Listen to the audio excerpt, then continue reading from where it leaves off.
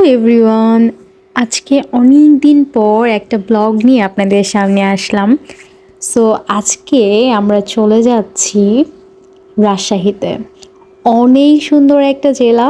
রাজশাহীতে আমার এর আগে যাওয়া হয়েছিল খুব ছোটোবেলায়।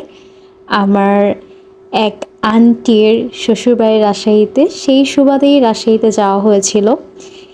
কিন্তু এখন আমি আমার হাজব্যান্ডের সাথে রাজশাহীতে যাচ্ছি। সো এইটা মোটামুটি একদিনের একটা ট্যুর বলা যেতে পারে। তো তার সাথে খুব হাসি আনন্দে হুট করেই মনে হলো যে যাই একটু ঘুরে আসি। সো যেই ভাবা সেই কাজ।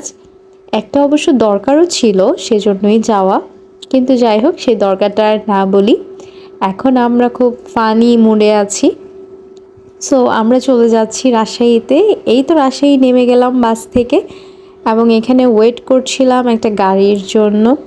সো এই তো আমার হাজব্যান্ড, সেও খুব উৎসাহিত রাজশাহী এসে, যেহেতু সে রাজশাহীতে একটা সময় চাকরি করে গেছে। সো রাজশাহীটা তার জন্য একটা ইমোশনের জায়গা।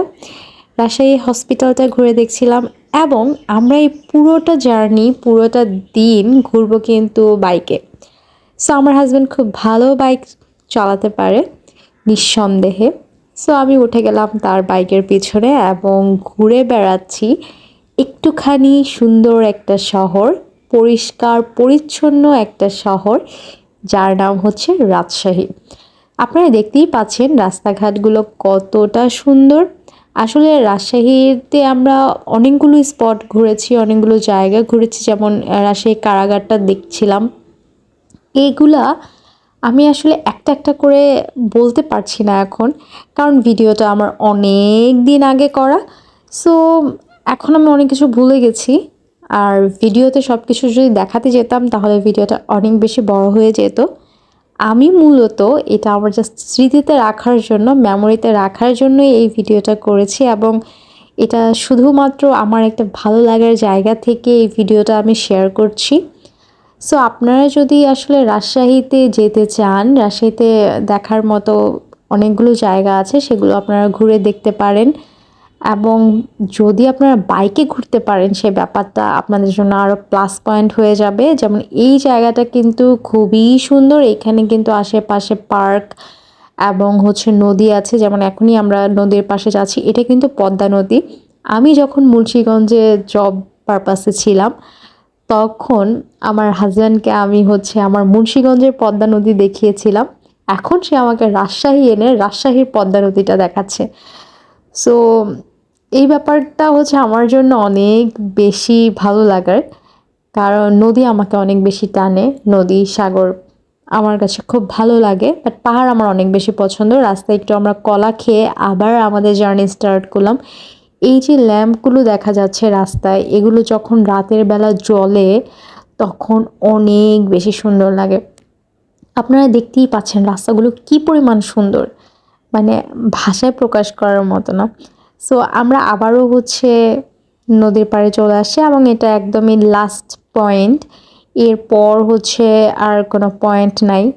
সো এখানে এসে আমরা দেখলাম জাস্ট কয়েকজন ছেলে পেলে আছে এখানে। তারপর তাড়াহুড়া করে এখান থেকে বের হয়ে গেলাম।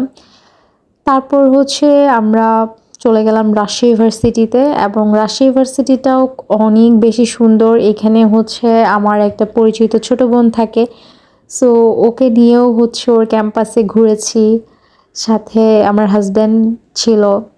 ওর ও আমাকে বিভিন্ন রাজশাহী ইউনিভার্সিটির বিভিন্ন জায়গায় ঘোরাচ্ছিল, ক্যাম্পাসের বিভিন্ন দিকে নিয়ে যাচ্ছিল। যেহেতু সে রাজশাহীতে ছিল, সো রাজশাহী ইউনিভার্সিটিটা তার একদম নখদর্পণে। সে খুব সুন্দর করে করে ব্রিফ করে করে আমাকে দেখাচ্ছিল এই জায়গাটা অনেক বেশি সুন্দর। এই জায়গাতে সবাই বিকালবেলা আসে, এসে বসে থাকে, আড্ডা দেয়, এবং আমার কাছেও বেশ ভালোই লেগেছে জায়গাটা। রাজশাহী এসে মানে এত শান্তি শান্তি লাগছে। আমি ভিডিওটা যখন এডিট করছিলাম তখন আরও বেশি শান্তি শান্তি লাগছিল, কারণ এত সবুজ, এত সবুজ, এত সুন্দর, কি বলবো। যাই হোক, ঘুরতে ঘুরতে আসলে রাত হয়ে গেল, এবং রাতে আপনারা এই লাইটগুলো জাস্ট দেখেন রাস্তার, কি পরিমাণ সুন্দর, কি পরিমাণ ঝলঝল করছে। সো এখন আমাদের ব্যাক করার সময় হয়ে গেছে, আমরা ফিরে যাচ্ছি কক্সবাজারে। এখানে মাঝখানে খাবার বিরতিতে নেমেছিলাম। এই একদিনের ট্যুর 33 ঘন্টার জার্নি আমার কাছে একটা স্মরণীয় জার্নি হয়ে থাকবে সব সময়ের জন্য। Thank you my husband for this lovely tour. So আজকের ভিডিওটা এই পর্যন্তই। আল্লাহ হাফেজ।